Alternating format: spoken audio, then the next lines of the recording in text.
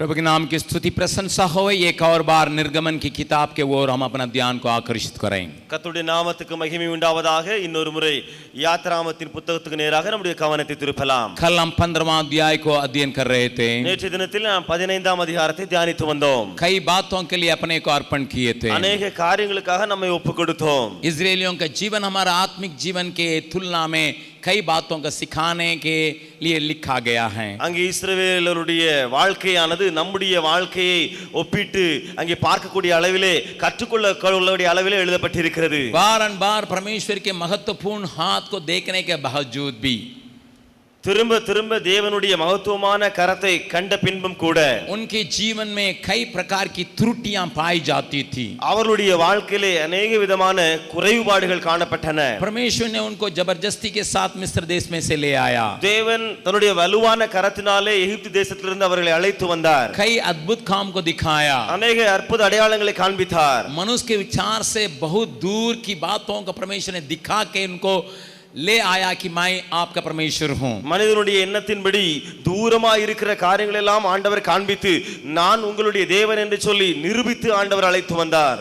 कल और परसों मैंने इस बात को कहा। நேற்றைய தினத்திலும் முந்தைய நாளிலும் நான் இந்த காரியத்தை உங்களுக்கு சொன்னேன். उनको उस जगह में ले आया ताकि वे अपने को समझ सकें। அவர்களை அந்த இடத்திற்கு ஆண்டவர் கொண்டு வந்தார். காரணம் அவர்கள் தங்களை புரிந்து கொள்ள வேண்டும் என்று. उनको परखने के लिए परमेश्वर ने उनको परीक्षा में लाया। அவர்களை சோதிப்பதற்காக தேவன் அவர்களை பரீட்சித்து பார்த்தார். जब तक परीक्षा नहीं आती तब तक हम अपने को पहचानते नहीं है। எதுவரைக்கும் பரீட்சை அல்லது சோதனை வராமல் இருக்கிறதோ அதுவரைக்கும் நம்மை நாமே நாம் உணர முடியாது. परीक्षा हमारे जीवन में जरूरी है ताकि हम आगे बढ़ सकें। இந்த சோதனை நம்முடைய வாழ்க்கையிலே அவசியமாய் இருக்கிறது. அதனாலே நாம் முன்னேறி செல்ல முடியும். हमारे जीवन में परिपक्वता में लाने के लिए परीक्षा की आवश्यकता है। நம்முடைய வாழ்க்கையிலே முதிர்ச்சி அடைந்த நிலைமையை அடைவதற்கு சோதனைகள் தேவை. इसलिए परीक्षा की जगह में उनको लाके खड़ा करता है। இது நிமித்தமாக இப்படிப்பட்ட சோதனையின் காலத்துக்குள்ளாக அவர்களை கொண்டு வந்து விடுகிறார் ஆண்டவர். बीते दिनों में हमने देखा கடந்த நாட்களில் நாம் பார்த்தோம் उनको पीने के लिए पानी नहीं रहा। அவர்களுக்கு குடிப்பதற்கு தண்ணீர் இல்லை. उस समय उनकी प्रतिक्रिया दिखाई पड़ा। அந்த நேரத்தில் அவருடைய பிரதிக்ரியை காணப்பட்டது. और उसी से परमेश्वर उनका एक महत्वपूर्ण बात को अपने बारे में प्रकट किया, उनकी बात हालत को भी दिखाया। அந்த நேரத்தில் தேவன் ஒரு மகத்துவமான காரியத்தை தன்னை குறித்து வெளிப்படுத்தினார், அவர்களை குறித்தும் சொன்னார். अभी तक इजराइल लोगों को मालूम नहीं था परमेश्वर चंगा करने वाला है। அதுவரைக்கும் இஸ்ரவேல் ஜனங்களுக்கு தெரியாமல் இருந்தது தேவன் பரிகாரியாகிய கர்த்தர் என்று சொல்லி. इसके पहले उनको इस प्रकार की बातें का समझ नहीं था। இதற்கு முன்பதாக இப்படிப்பட்ட காரியங்களின் தெளிவு உணர்வு அவர்களுக்குள்ள இல்லை. परमेश्वर मैं तेरा चंगा करने वाला हूं करके प्रकट करने के लिए उस जगह में ले आया। தேவன் நானே பரிகாரியாகிய கர்த்தர் என்று சொல்லி அவர்களை உணர வைப்பதற்கு அந்த இடத்துக்கு அழைத்து வந்தார். साथ ही साथ वे परमेश्वर की बातों को जल्दी भूलने वाले करके दिखाने के लिए भी परमेश्वर ने उस जगह में ले आया। அதோடு கூட அவர்கள் எல்லோரும் தேவனுடைய காரியங்களை வெகு சீக்கிரமே மறந்து விடுகிறார்கள் என்று சொல்லி காண்பிப்பதற்காக அங்கே கொண்டு வந்தார். अभी यात्रा में आगे बढ़ रहे हैं। இப்பொழுது பிரயாணத்திலே முன்னேறி செல்கிறார்கள். आगे यात्रा में पढ़ने के समय एक और परीक्षा के जगह पर प्रभु लाता है। பிரயாணத்திலே முன்னேறி செல்லும் பொழுது இன்னும் ஒரு சோதனையை அங்கே ஆண்டவர் அங்கே அனுமதிக்கிறார். 16वां अध्याय के इस पद को पढ़िएगा। 16ஆம் அதிகாரத்தினுடைய இந்த வசனத்தை வாசிக்கலாம். 4 पद को पढ़िएगा। 4ஆம் வசனத்தை வாசிக்கலாம். 16 अध्याय 4 निर्गमन 16 अध्याय का 4 पद। यात्रागमम 16आम अधिकारम 4आम वसनम। तब यहोवा ने मूसा से कहा, देखो मैं तुम लोगों के लिए आकाश से भोजन वस्तु बरसाऊंगा और ये लोग प्रतिदिन बाहर जाकर प्रतिदिन का भोजन इकट्ठा करेंगे। इससे मैं उनकी परीक्षा करूंगा कि ये मेरी व्यवस्था पर चलेंगे कि नहीं। அப்பொழுது கர்த்தர் மோசேயை நோக்கி, நான் உங்களுக்கு வானத்திலிருந்து அப்பம் வருஷிக்க பண்ணுவேன். ஜனங்கள் போய் ஒவ்வொரு நாளுக்கு வேண்டியதை ஒவ்வொரு நாளிலும் சேர்த்துக் கொள்ள வேண்டும். அதனால் அவர்கள் என் நியாயப்பிரமாணத்தின்படி நடப்பார்களோ நடக்க மாட்டார்களோ என்று அவர்களை சோதிப்பேன். यहाँ पर प्रभु एकदम सफाई से कहता है, இங்கே தேவன் தெளிவாக அவர்களுக்கு சொல்லுகிறார், मैं उनको परखने जा रहा हूं। நான் அவர்களை சோதிக்க இருக்கிறேன். क्या ये मेरी विधि और व्यवस्था के पर चलेंगे कि नहीं। இவர்கள் என்னுடைய நியாயப்பிரமாணத்தின்படி நடப்பார்களோ இல்லையோ. एक बात को सोचिएगा। ஒரு காரியத்தை நினைத்து பாருங்கள். बच्चे मेरे और ताकें। பிள்ளைகள் எல்லோரும் என்னை நோக்கி பாருங்கள். आपको परीक्षा जब स्कूल में आते हैं, உங்களுக்கு பரீட்சை என்று சொல்லி ஸ்கூலில் நடத்தப்படும் பொழுது पहला क्लास में परीक्षा होता है कि नहीं। 1ஆம் வகுப்பிலே பரீட்சை நடத்தப்படுகிறதா இல்லையா? हुआ कि नहीं। பரீட்சை நடத்தப்படுகிறதா இல்லையா? जब दूसरा क्लास में जाते हैं फिर परीक्षा होता है। 2ஆம் வகுப்பிலேயும் பரீட்சை உண்டாகிறதா இல்லையா? तो हम जाके प्रिंसिपल साहब से नहीं लड़ते हैं। நாம் போய் அங்கே இருக்கிற தலைமை ஆசிரியரிடத்திலே போய் சண்டையிடுவது கிடையாது. पहला क्लास में तो पैसा पर्चा दे दिया, कितना बार पर्चा ली? ஒன்றாம் வகுப்பிலே எனக்கு தேர்வு நடந்தது, எத்தனை முறை எங்களுக்கு தேர்வு நடக்க வேண்டும் என்று. दूसरा क्लास में भी परीक्षा देना है कि क्या? இரண்டாம் வகுப்பிலேயும் எங்களுக்கு தேர்வு நடத்த போகிறீர்களா? तो प्रिंसिपल साहब से अगर पूछेंगे वे क्या कहेंगे? தலைமை ஆசிரியரிடம் கேட்டார், அவர் என்ன சொல்லுவார்? कहेंगे அவர் சொல்லுவார், दूसरा क्लास में परीक्षा लिखेंगे तबे तीसरा क्लास में जा सकते। இரண்டாம் வகுப்பிலே தேர்வு எழுதி தேர்ச்சி பெற்றால் மூன்றாம் வகுப்புக்கு நீ செல்ல முடியும்பா. अभी बगल वाला का हाथ पकड़ के बोलिएगा, இப்பொழுது பக்கத்தில் உள்ளவங்க கரங்களை பிடித்து சொல்லுங்க, आपके जीवन में உங்கள் வாழ்க்கையில बारंबार திரும்ப திரும்ப परीक्षा आने के कारण தேர்வு வருவதற்கு காரணம் आपको आगे बढ़ाने के लिए, உங்களை முன்னேறி செல்ல வைக்க.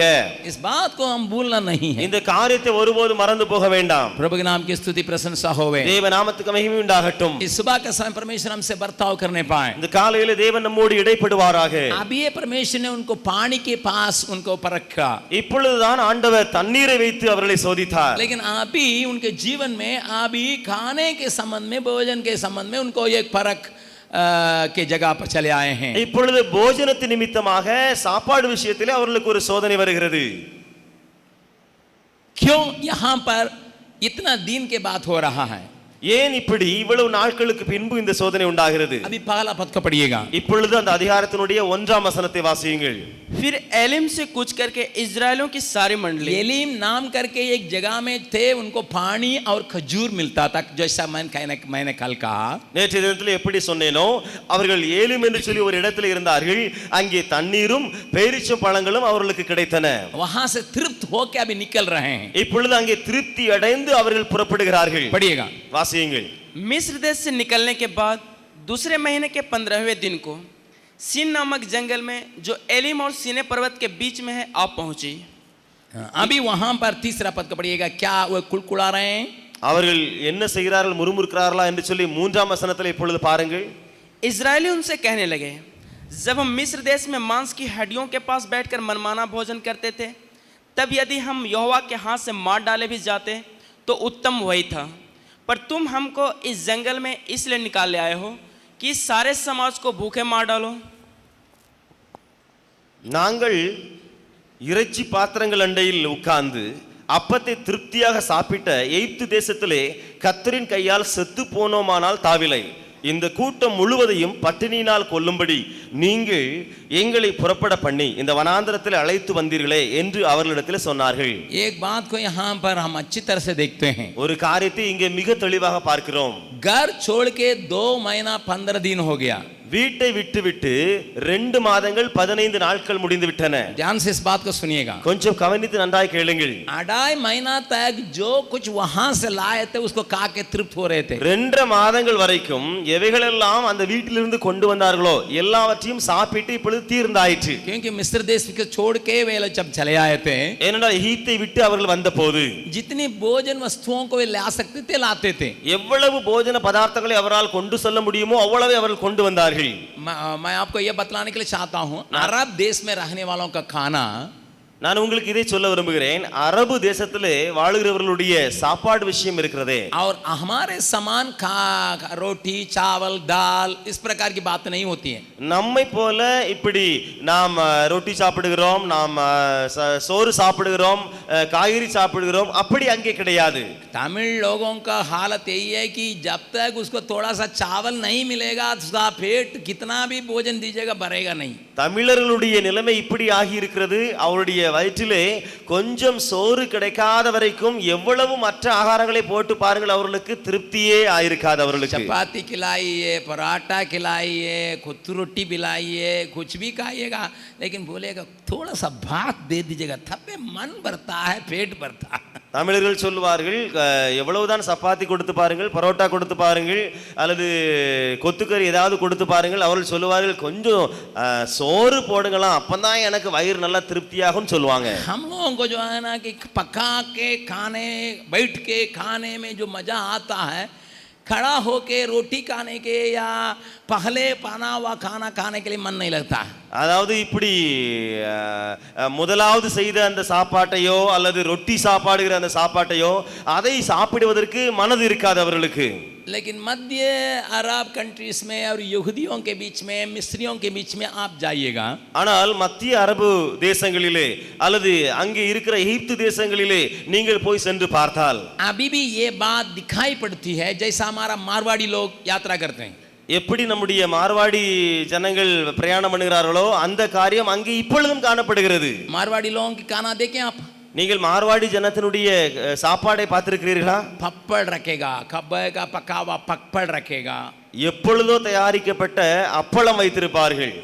और फिर भुंजिया, भुंजिया जो कई दिन तक चल सकता है उसको रखेगा। எப்பொழுதோ செய்யப்பட்ட அந்த வறுத்த அந்த பூஞ்சியா, உருளைக்கிழங்கு கூட்டோ அல்லது அந்த காரியங்களோ அவர்கள் வைத்திருப்பார்கள். या आप देखेंगे कि नमकीन बातों को रखेगा, அல்லது அந்த கொஞ்சம் உப்பு நிறைந்த சில காரியங்களை அவர்கள் வைத்திருப்பார்கள், பண்டங்களை. पतला पतला बनाया हुआ रोटी को रखेगा, மிகவும் மெல்லிசாக செய்யப்பட்ட ரொட்டிகளை அவர்கள் கொண்டு வருவார்கள். जो अनेक दिन तक खराब नहीं हो सकता। இவைகள் अनेक நாட்கள் வரை கெடாமல் இருக்கும். आप राजस्थानी लोगों को देखे हैं, நீங்கள் ராஜஸ்தான் ஜனங்களை பார்த்திருக்கிறீர்களா? वो 15 दिन इंडिया का टूर करेगा, அவர்கள் 15 நாட்கள் இந்தியாவை சுற்றி பார்க்க செல்வார்கள். कभी घर में होटल में खाएगा नहीं, ஆனால் ஒருபோதும் ஹோட்டலில் சாப்பிட மாட்டார்கள். लाया हुआ खाना का खाते रहेगा, அவர்கள் கொண்டு வந்த சாப்பாட்டை சாப்பிட்டு கொண்டே செல்வார்கள். 15 दिन तक बनाया हुआ खाना वह खाते रहेगा रास्ता पर। 15 நாட்களாக அங்க கொண்டு வந்த சாப்பாட்டை தான் சாப்பிட்டு கொண்டே செல்வார்கள். उन दिनों में आदत यही था, அந்த நாட்களிலே வழக்கம் இப்படி இருந்தது. सूखा फल அதாவது காய்ந்து போன பழங்கள், और नट्स, नट्स जो அதாவது அந்த कई प्रकार के बादाम, उस प्रकार की बातें, அதாவது இந்த கடலை வகைகள் இருக்கிறதே, அப்படிப்பட்ட நிலக்கடலை, அப்படிப்பட்ட அந்த கடலை வகைகள். आग में तापा हुआ रोटियां, தீயில போட்டு சுட்ட ரொட்டி போன்ற பதார்த்தங்கள், जो खराब नहीं होने का है, அவைகள் எல்லாம் கெட்டு போகாமல் இருக்கும். इन सारी बातों को लेके वे आए थे। இந்த எல்லா காரியங்களையும் எடுத்துதான் அவர்கள் வந்தார்கள். अभी सब खत्म हो गया, இப்பொழுதோ போஜனம் காலியாயிற்று. सूखा हुआ अंगूर या किशमिश खत्म हो गया, அங்கே கொண்டு வந்த அந்த காய்ந்த திராட்சை பழங்களோ அல்லது அந்த கிறிஸ்மஸ் சொல்றோமே அவைகள் எல்லாம் இப்பொழுது காலியாகி விட்டது. काजू खत्म हो गया, அவர்கள் கொண்டு வந்த அந்த முந்திரி பருப்பும் போய்விட்டது. सब खत्म हो गया। எல்லாம் நிறைந்து போய்விட்டது. जब अपना स्टोर रूम खाली हो गया, தன்னுடைய அந்த சேர்த்து வைக்கக்கூடிய ஸ்டோர் ரூம் காலியான போது रास्ता में ये सोच रहा है, இவர்கள் வழியிலே நினைக்கிறாங்க. क्या सोच रहे हैं? என்ன நினைக்கிறாங்க? अरे मिस्र देश में कितना आराम के साथ हम लोग रहते थे, எகிப்து தேசத்துல எவ்வளவு நல்லா நாங்க சாப்பிட்டு திருப்தியா இளைப்பாறணும். मीट मछली मिलता था, அங்க மாமிசம் மீன் எல்லாம் கிடைச்சதப்பா. बैठ के आराम से खाते, जरूर मार खाते थे, ये भी खाते थे, दोनों அவர்கள் அடிபட்டது உண்மைதான், ஆனால் சாப்பாடும் விட்டு வைக்காம சாப்பிட்டாங்க. पीठ भी भरता था, पेट भी भरता था। அவர்களுக்கு முதியிலும் அடியால நிரம்பி இருந்துச்சு, அதே போல வயிறும் அங்கே நல்ல சாப்பாட்டால நிரம்பி இருந்துச்சு. पेट की चिंता पीठ को भूल जाता है, வயிற்றினுடைய கவலை அங்கே முதுகை மறக்க செய்தது. और इसलिए लोग खाने लगे, भैया अभी खाना क्या खाना मिल रहा है, कोई खाना तो नहीं। இது நிமித்தமாக அவர்கள் சொல்ல ஆரம்பித்தால், என்னையா சாப்பாடு போடுறீங்க, ஒண்ணுமே கிடைக்கல சொல்லி முறுமுறுத்தாங்க. प्रभु के नाम की स्तुति प्रशंसा होवे। தேவநாம மகிமை உண்டாவதாக. 2.5 महीना हुआ, அங்கே 2.5 மாதங்கள் ஆகிவிட்டது. परमेश्वर का ठहराया हुआ दिन 40 दिन था, தேவனால் நியமிக்கப்பட்ட நாட்களோ 40 நாட்கள். लेकिन अभी 2.5 महीना में कितना दिन हो गया? ஆனால் இப்போது 2.5 மாதத்துல எவ்வளவு நாட்கள் கடந்து விட்டன? 75 दिन हो गया। 75 நாட்கள் கடந்து போய் விட்டன. अगर सीधा रास्ता में जाते उनको 11 दिन लगता, ஒருவேளை நேரடியான வழியிலே சென்றால் அவர்களுக்கு 11 நாட்களை பிடித்திருக்கும். परमेश्वर ने उनको थोड़ा घुमा के ले गया, தேவனோ அவர்களை கொஞ்சம் சுற்றி அழைத்து சென்றார். क्योंकि रास्ता में युद्ध के देखे वे घबराएंगे करके, ஏனென்றால் வழியிலே யுத்தத்தை பார்த்து அவர்கள் கலங்க கூடாது. इसलिए थोड़ा घुमा के ले गया। இது நிமித்தமாக சுற்றி ஆண்டவர் அழைத்தார். जो घुमा के ले जाने का रास्ता कितना दिन का है? சுற்றி செல்லக்கூடிய வழி எவ்வளவு நாட்கள் பிடிக்கும்? 40 दिन का, 40 நாட்கள் நிறைந்த வழி. लेकिन अभी कितना दिन हो गया? ஆனால் எவ்வளவு நாட்கள் முடிந்து விட்டன? இப்பொழுது 75 दिन हो गया। 75 நாட்கள் முடிந்து விட்டன. ये लोग 40 दिन के लिए खाना ले आए थे, இவர்கள் 40 நாட்களுக்கு தான் சாப்பாடு கொண்டு வந்தார்கள். कैसा कैसा थोड़ा थोड़ा करके 75 दिन हो गया। எப்படியோ அதை கொஞ்சம் கொஞ்சமா சாப்பிட்டு 75 நாட்கள் முடிந்து விட்டன. अपने रिजर्व फंड खत्म हो गया, இப்பொழுது தேங்கி வைக்கப்பட்ட சாப்பாடு எல்லாம் தீர்ந்து போயிற்று. अपना फिक्स्ड डिपॉजिट खत्म हो गया, இப்பொழுது பிக்ஸ்ட் டெபாசிட் எல்லாம் முடிந்து போயிற்று. अभी कह रहा है இப்பொழுது சொல்லுகிறார்கள், वहीं रहते कितना अच्छा होता। அங்கே இருந்தால் எவ்வளவு நலமா இருந்திருக்கும். इनका 75 दिन होने का कारण क्या है? இவர்களுக்கு 75 நாட்கள் நடைபெறுவதற்கு காரணம் என்ன? कारण इनका पानी के चलते इन्होंने खुड़खुड़ाया। இவர்கள் தண்ணீருக்காக முறுமுறுத்தார்களே, அதுதான். उनका गुण में परिवर्तन नहीं है। அவருடைய குணத்திலே இன்னும் மாற்றம் உண்டாகவில்லை. जरूर छुटकारा पाया लेकिन गुण में परिवर्तन नहीं है। அவர்கள் விடுதலை பெற்று வந்தார்கள், குணமோ மாறவில்லை. भीतर का खुलखुलाने का स्वभाव रह गया है। உள்ளே இருக்கிற முறுமுறுத்தல் இருந்து கொண்டே இருந்தது. परमेश्वर के ऊपर भरोसा नहीं जा रहा है। தேவன் மீது நம்பிக்கை எங்கே போகவில்லை.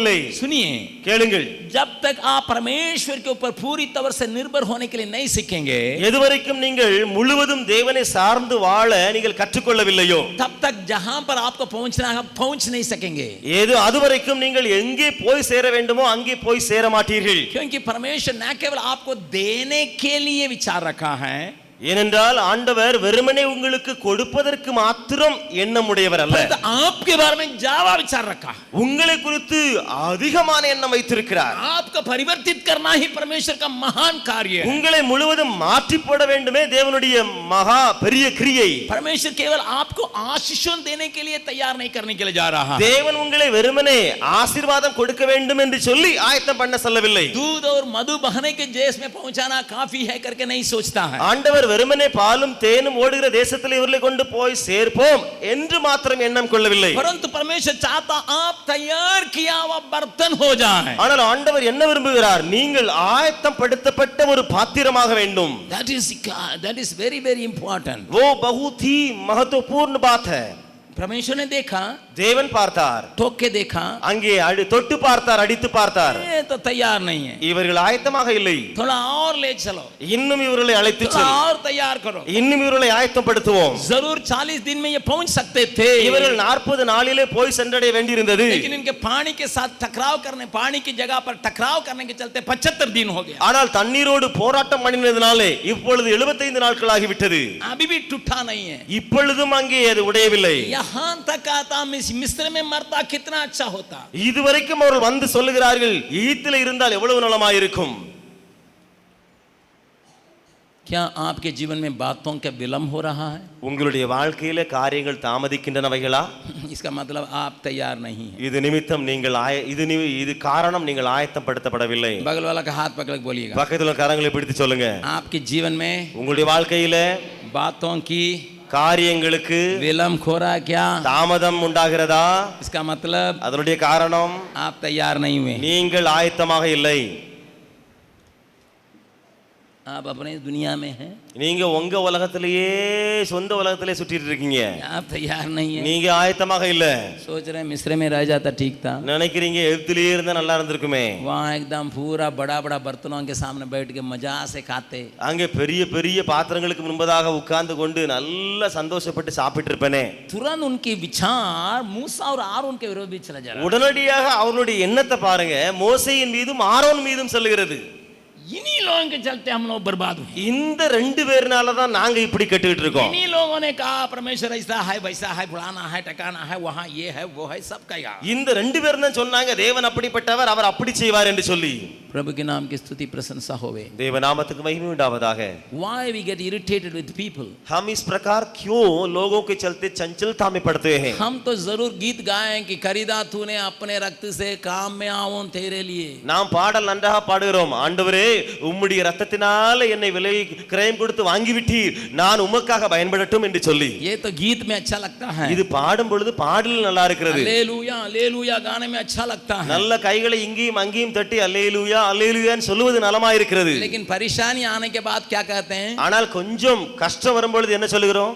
ये आदमी, இவன் தான், இவனால தான், ये लड़की, இந்த பெண்ணு தான், ये लड़का, இந்த பையன் தான், ये वार्डन साहब, இந்த விடுதி காப்பாளர் தான், यही लोग परेशान करता है। இவர்கள் தான் என்ன கஷ்டப்படுத்துறாங்க. Our attention is turning towards men. हमारे सारे ध्यान लोगों की ओर जाता है. We get irritated with people. हम चंचलता में लोगों के चलते पड़ते हैं. इस सुबह के समय परमेश्वर हमसे बातचीत करने पाए. காலை வேளையில தேவன் நம்மோடு கூட பேசட்டும். Again God has to test them. परमेश्वर एक और बार उनको जांचना है. தேவன் அவர்களை இன்னும் ஒரு முறை அங்கே சோதிக்க வேண்டி இருக்கிறது.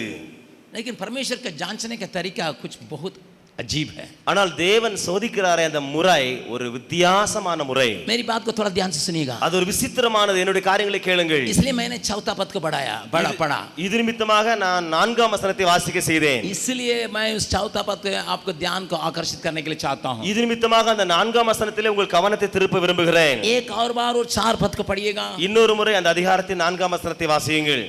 तब यहोवा ने मूसा से कहा, देखो मैं तुम लोगों के लिए आकाश से भोजन वस्तु बरसाऊंगा और ये लोग प्रतिदिन बाहर जाकर प्रतिदिन का भोजन इकट्ठा करेंगे। इससे मैं इनकी परीक्षा करूंगा कि ये मेरी व्यवस्था पर चलेंगे कि नहीं। அப்பொழுது கர்த்தர் மோசேயை நோக்கி, நான் உங்களுக்கு வானத்திலிருந்து அப்பம் வருஷிக்க பண்ணுவேன். ஜனங்கள் போய் ஒவ்வொரு நாளுக்கு வேண்டியதை ஒவ்வொரு நாளிலும் சேர்த்துக் கொள்ள வேண்டும். அதனால் அவர்கள் என் நியாயப்பிரமாணத்தின்படி நடப்பார்களோ நடக்க மாட்டார்களோ என்று அவர்களை சோதிப்பேன். कैसा परमेश्वर उनको परखने के लिए चाहता है? எப்படி தேவன் அவர்களை சோதிக்க விரும்புகிறாராம்? उनके मुंह मांगा वरदान देख के परखने के लिए चाहता है। அவர்கள் கேட்காத அந்த காரியத்தை கொடுத்து அவர்களை சோதிக்க விரும்புகிறாராம். बगल वाला का हाथ पकड़ के बोलेगा, பக்கத்துல உள்ள கரங்களை பிடித்து சொல்லுங்க, कभी कभी சில நேரங்களிலே परमेश्वर ஆண்டவர் गट्टी में लाके குறைவிலே உங்களை கொண்டு வந்து आपको परखता है, உங்களை சோதிக்கிறார். परंतु हमेशा ऐसा नहीं करता है। எப்பொழுதும் அப்படி செய்கிறவர் அல்ல. कभी कभी देख के भी परखता है। சில நேரத்திலே நல்லா கொடுத்து சோதிக்கிறார். ओहो, this is another lesson we have to learn. ये एक और बात हमें सीखने के लिए मिलती है. मैं उनको खाना दूंगा, நான் அவர்களுக்கு நல்ல சாப்பாடு கொடுப்பேன். कैसा खाना दूंगा? எப்படி கொடுப்பேன்? जो स्वर्गदूत लोग आते हैं वो खाना का मैं दूंगा। பரலோகத்தின் தூதர்கள் சாப்பிடுகிறார்களே அந்த சாப்பாட்டை இவர்களுக்கு நான் கொடுப்பேன். भजन संगीता में इस बात को कहता है, स्वर्ग की अन्न को उनको खिलाया। அங்கே சங்கீதத்திலே என்ன சொல்லப்பட்டிருக்கிறது? பரலோகத்தின் மன்னாவை அவர்களுக்கு கொடுத்தார். தானியத்தை அவர்களுக்கு கொடுத்தார். स्वर्ग की अन्न को मैं दिलाया। பரலோகத்தின் தானியங்களை அவர்களுக்கு கொடுத்தார். हे, स्वर्गदूतों की खाना को मैं दूंगा। பரலோகத்தினுடைய தூதர்களுடைய சாப்பாட்டை அவர்களுக்கு கொடுப்பேன். मैं देख के उनको परखूंगा, நான் கொடுத்து அவர்களை सौदिப்பேன். उसमें अंडरलाइन करने की आदत है, तो इसलिए इसी के द्वारा ऐसे उस बात पर लिखिए, इसलिए अदनाल अदला कोड போட்டுக்கணும், इसी में मैं तुम्हें परखूंगा। ध्यान से सुनिएगा, நல்லா கவனித்து கேளுங்க. God doesn't test us just by emptying us alone. God tests us by filling us also. परमेश्वर हमें ऐसे ही खाली छोड़ते हुए ना केवल नहीं परखता, परंतु हमें सारी बातों को देते हुए भी परखता. गिरने वाला दोनों समय में गिर सकता, விழுகிறவன் ரெண்டு நேரத்துல விழ முடியும். इसलिए एक जन ने प्रार्थना किया. இது நிமித்தமாக ஒருவன் இப்படி ஜெபித்தான். पढ़िएगा, வாசியுங்கள். नीति वचन நீதிமொழிகள் 30वां अध्याय 30ஆம் அதிகாரம். नीति वचन 30वां अध्याय में एक जन एक सुंदर प्रार्थना कर रहा है. நீதிமொழியில் 30ஆம் அதிகாரத்திலே ஒரு மனிதன் அழகா ஜெபிக்கிறான். पढ़िएगा 7, 8, 10, 9 पद को पढ़िएगा. 7, 7, 8, 9 வசனங்களை வாசிக்கலாம். नीति वचन 30, 7, 8, 9. நீதிமொழியில் 30, 7, 8, 9 வசனங்கள். मैंने तुझसे 2 वर मांगे, मैंने तुझसे 2 वर मांगा, इसलिए मेरे मरने से पहले उन्हें मुझे देने से मुंह न मोड़। हाँ, उसको मेरे मरने के पहले मैं दे दीजिए प्रभु। अर्थात व्यर्थ और झूठी बात मुझसे दूर रख। व्यर्थ और झूठी बात मुझसे दूर कर। मुझे न तो निर्धन कर, मुझे निर्धन न रख और न धनी बना। या धनी बना। प्रतिदिन की रोटी मुझे खिलाया कर। केवल प्रतिदिन की रोटी मुझे चाहिए। ऐसा ना हो कि जब मेरा पेट भर जाए, ऐसा न हो कि मेरा पेट भर जाए तब मैं इनकार करके कहूँ, मैं इनकार करके कहूंगा कि यहोवा कौन है। यहोवा कौन है? या अपना भाग खोकर चोरी करूं, या मैं भूखा रहने की वजह से चोरी करने के द्वारा तेरे नाम को बदनाम करा और अपने परमेश्वर का नाम अनुचित रीति से लूं। इसलिए हमें केवल उतना ही दीजिए प्रभु। गट्टी में रह के भी मैं टूट सकता हूँ, भरपूर होके भी मैं गिर सकता हूं। நான் குறைவுபட்டவனாக நான் விழ முடியும், நான் நிறைவாய் அடைந்தாலும் கூட நான் தூஷித்து அங்கே காரியங்களை சொல்ல முடியும். That is man's condition. ये मनुष्य की हालत है. परमेश्वर कभी भरपूर के साथ देख के परखता है, சில நேரங்களிலே ஆண்டவர் பரிபூரணமாக கொடுத்து நம்மளை சோதிக்கிறார். कभी कभी पूरा गट्टी में लगा के आप उसके ऊपर भरोसा रखते हैं कि नहीं करके पूछ देखता। சில நேரங்களிலே உங்களை முழுவதும் குறைவுக்குள்ளாக நடத்தி நீங்கள் அவர் மீது நம்பிக்கை வைக்கிறீர்களா என்று சொல்லி ஆண்டவர் சோதிக்கிறார். पहले प्यासे थे, पानी को देके पीने लायक नहीं था. முதலாவது அவர்கள் தாகமாய் இருந்தார்கள், தண்ணீரை பார்த்தார்கள், அது குடி தண்ணீர் இல்லாமல் இருந்தது. इसलिए प्यासे होके कुलकुलाने लगे. அவர்கள் தாகத்தினாலே அவர்கள் குறைவிலே அவர்கள் முறுமுறுக்க ஆரம்பித்தார்கள். अभी भी कुलकुलाते हैं, இப்பொழுதும் கூட அவர்கள் முறுமுறுக்கிறார்கள். लेकिन तुरंत परमेश्वर अपना तरीका को बदल रहा है. ஆனால் ஆண்டவரோ தன்னுடைய முறையை எங்கே மாற்றுகிறார். मैं दूंगा, நான் கொடுப்பேன், स्वर्गदूतों के अन्न को दूंगा, பரலோக தூதனுடைய சாப்பாட்டை கொடுப்பேன், लेकिन देखूंगा ஆனால் பார்ப்பேன், சோதிப்பேன். क्या ये मेरे विधि पर चलेंगे, இவர்கள் என்னுடைய நியாய பிரமாணத்தின்படி நடப்பார்களா, मेरा ठहराई हुई बातों पर चलेंगे. நான் நியமித்த காரியங்களின்படி இவர்கள் செல்வார்களோ. आज सवेरे मैं ये कहने के लिए चाहता हूँ, இந்த காலையில உங்களுக்கு இதை சொல்ல விரும்புகிறேன். आपके दिल में एक प्रार्थना होना चाहिए, உங்களுடைய மனதில் இப்படிப்பட்ட ஜெபம் இருக்க வேண்டும். प्रभु मेरे मुंह मांगा वरदान मिलने समय में भी मैं तुझ पर भरोसा रखने वाले पाऊं. நான் கேட்ட காரியத்தை நீர் கொடுத்தாலும் கூட ஆண்டவரே நான் அது நிமித்தமாக எந்த குறையும் சொல்லக்கூடாது. मेरा दिल और दिमाग में तेरे ऊपर का भरोसा टूटना नहीं है प्रभु. என்னுடைய மனதிலும் இருதயத்திலும் உம்மேல இருக்கிற நம்பிக்கை ஒருபோதும் உடையக்கூடாது. चाहे गड्ढी हो जरा भरपूरी हो, குறைவாயிருக்கட்டும் நிறைவாயிருக்கட்டும், मुझे आप जांचेंगे. நீர் என்னை சோதித்து பாரும்.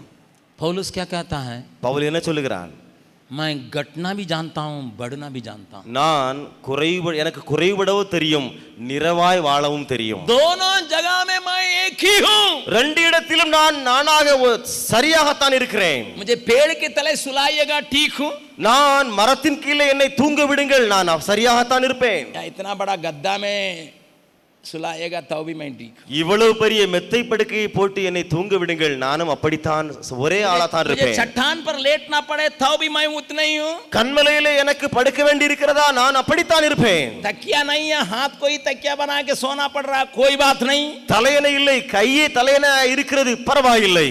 यहाँ इतना बड़ा बिस्तरा में इतना मोटा तकिया के साथ चारों तरफ तकिया के बीच में सो तो भी मेरे अंदर कोई परिवर्तन नहीं. அல்லது இவ்வளவு பெரிய மெத்தையிலே தலையிலே ஒரு பெரிய தலையணையோடு கூட நான்கு புறமும் நல்ல உயர்ந்த தலையணைகளை வைத்து தூங்கினாலும் என்னிடத்தில் ஒரு மாற்றமும் காணப்படாது. मैं तेरे ऊपर भरोसा रखूंगा, நான் உண்மையிலே அந்த நேரத்தில் நம்பிக்கை வைப்பேன், तेरे ऊपर निर्भर होऊंगा. நான் உம்மை சார்ந்து வாழுவேன். ये विचार हमारे अंदर अगर आएगा, இந்த எண்ணம் நமக்குள்ளே வரும் பொழுது परमेश्वर हमसे प्रसन्न हो सकता है. தேவன் நம்மிலே பிரியமாயிருப்பார். हाँ, ये मेरे विधियों को मान सकता है. ஆம், இவன் என்னுடைய கட்டளைகளுக்கு கீழ்ப்படிவான். प्रभु ने कहा, தேவன் சொன்னார், अगर तुम मेरी आज्ञाओं को मानोगे ये से पता चलेगा तुम मुझसे प्यार करते हो. நீ என்னுடைய கட்டளைகளுக்கு கீழ்ப்படிந்து வாழ்ந்தால் அதனாலே தெரிய வரும் நீ என்னை நேசிக்கிறாய் என்று சொல்லி. यीशु ने इतना ही कहा. இயேசு இப்படித்தானே சொன்னார். घर में जाके पढ़िएगा 15वां अध्याय का यूहन्ना रचित सुसमाचार. வீட்டிலே சென்று வாசித்து பாருங்கள் யோவான் 15ஆம் அதிகாரத்தை. तुम मेरी आज्ञाओं को मानने के द्वारा पता चलेगा कि तुम मुझसे प्यार करते हो. நீங்கள் என்னுடைய கட்டளைகளுக்கு கீழ்ப்படிவதினாலே அதை அறிந்து கொள்வீர்கள் நீங்கள் என்னிலே அன்பு செலுத்துகிறீர்கள் என்று சொல்லி. और उसके आज्ञाओं का मानने का मतलब यही है, அவருடைய கட்டளைகளுக்கு கீழ்ப்படிய வேண்டும் என்பதின் அர்த்தம் என்ன தெரியுமா? गट्टी हो भरपूरी हो, குறைவாயிருக்கட்டும் நிறைவாயிருக்கட்டும், मेरे भरोसा में कोई अंतर नहीं. என்னுடைய நம்பிக்கை விசுவாசத்தில் எந்த வித்தியாசமும் காண்பிக்க மாட்டேன். मेरी भावनाओं में कोई फर्क नहीं. என்னுடைய உணர்வு பாவனைகளிலே எந்த வித்தியாசம் காணப்படாது. मेरे भीतरी गुणों में कोई परिवर्तन नहीं. என்னுடைய உள்ளான குணத்தில் எந்த மாற்றமும் காண்பிக்க மாட்டேன்.